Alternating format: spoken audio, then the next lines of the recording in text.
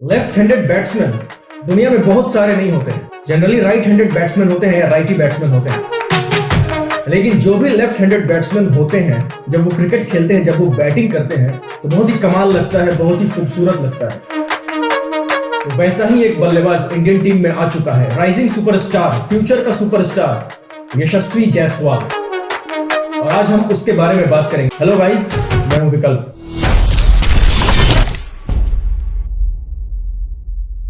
चाहे Brian Lara हो, सौरव गांगुली हो, कुमार संगकारा हो, गौतम गंभीर हो, सुरेश रैना हो, बहुत सारे, युवराज सिंह को कैसे भूल सकते हैं। बहुत सारे ऐसे बल्लेबाज हैं, लेफ्ट हैंडेड बैट्समैन, जब बैटिंग करते हैं तो जबरदस्त लगता है देखने में। राइटी से भी ज्यादा अच्छा लगता है लेफ्टी की बैटिंग देखना। जायसवाल की बैटिंग तो हर कोई जानता है कि वो किस तरीके से बैटिंग करते हैं, किस कमाल की बैटिंग करते हैं वो क्रिकेट में।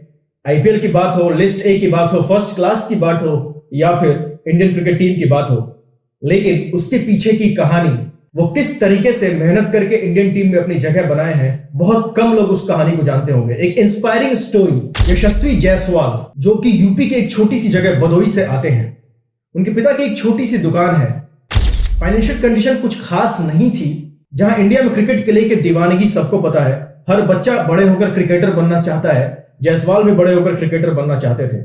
अपने गांव में गांव के बच्चों के साथ क्रिकेट खेलते थे। वहां पे कुछ बड़े बच्चे भी उनके साथ क्रिकेट खेलते थे, और कुछ बच्चे मुंबई जाकर क्रिकेट में अपना करियर बनाना चाहते थे, कुछ बड़े बच्चे। लेकिन जायसवाल अच्छी बल्लेबाजी करते थे, अच्छा क्रिकेट खेलते थे, और ये देखकर वहां जो बच्चे क्रिकेट खेलते थे, उनमें से कुछ बड़े बच्चों ने उनसे कहा कि अगर क्रिकेट में अपना करियर बनाना है तो इस छोटी सी जगह से निकलना पड़ेगा, मुंबई जाना पड़ेगा।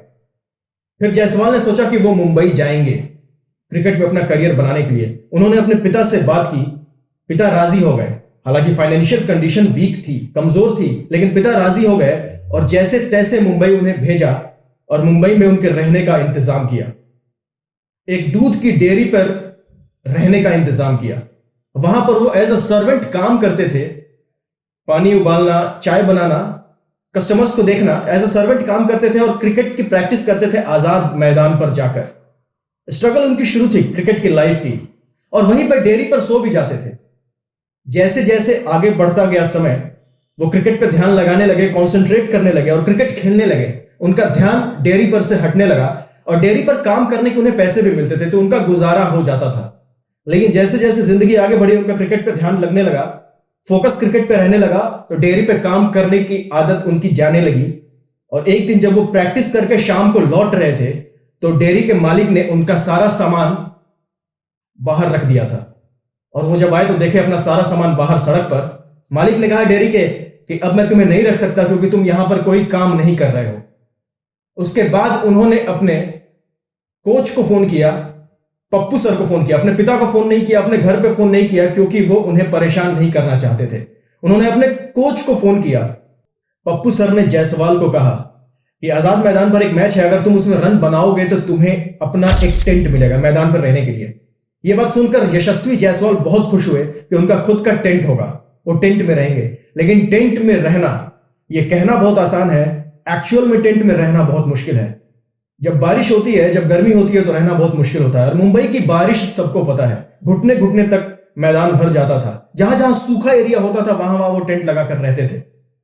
और ये सारी बात है 10 से 11 साल की उम्र की। 10 से 11 साल की उम्र में ही उन्होंने डेयरी फार्म पे काम किया, और यही इसी उम्र के आसपास उन्होंने टेंट लगाकर अपनी जिंदगी गुजारी आजाद मैदान पर।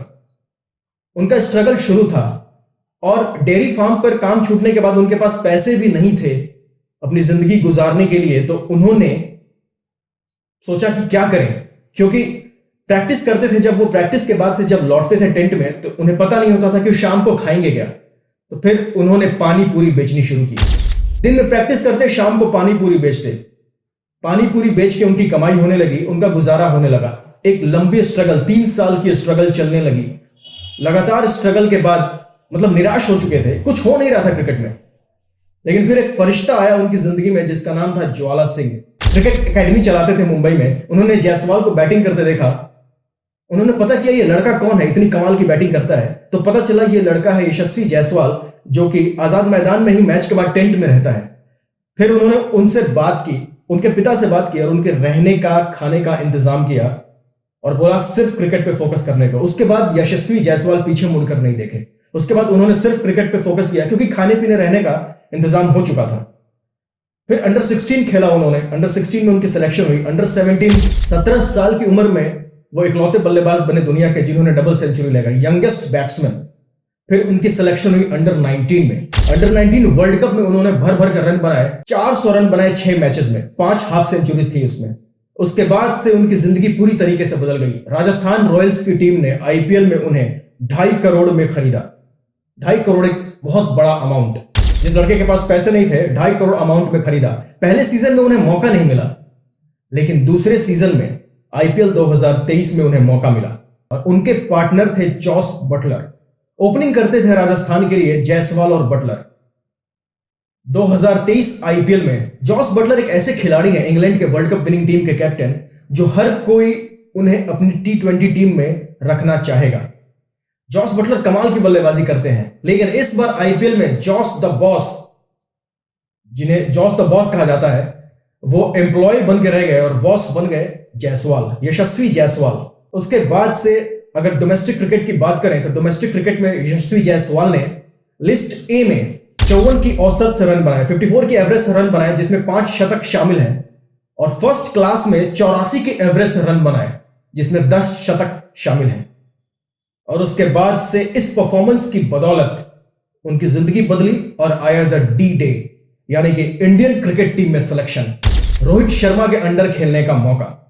वेस्ट इंडीज टूर पे उनका सिलेक्शन हुआ और क्या शानदार तरीके से उन्होंने परफॉर्म किया। पहले टेस्ट मैच में एक बड़ा शतक लगाया। कुछ चुनिंदा बल्लेबाजों में से हैं जायसवाल, जिन्होंने डेब्यू पर सेंचुरी लगाई, टेस्ट मैच डेब्यू पर जबरदस्त बैटिंग की। सेकेंड टेस्ट मैच में भी उन्होंने 50 से ऊपर रन बनाए और साबित कर दिया कि यह सिलेक्शन फ्लूक नहीं है, उनकी मेहनत की वजह से सिलेक्शन हुई है और इस जगह पे वो डिजर्व करते हैं रहना। कमाल के बल्लेबाज हैं Jaiswal, Yashasvi Jaiswal, technically sound batsman, India के लिए तीनों फॉर्मेट में खेल सकते हैं फ्यूचर में और खेलेंगे भी। एक जबरदस्त बल्लेबाज लेफ्टी यशस्वी जायसवाल। यह थी एक इंस्पायरिंग स्टोरी। और चलते चलते एक ऐसा लड़का जिसके पास खुद का बैट नहीं था, दूसरे से उधार लेकर क्रिकेट खेलना पड़ता था, बैट उधार लेकर बैटिंग करनी पड़ती थी, अपनी परफॉर्मेंस के बदौलत क्या कमाल की परफॉर्मेंस की उसने कि God of cricket Sachin Tendulkar ने भी एक वक्त पे उन्हें क्रिकेट बैट गिफ्ट किया था।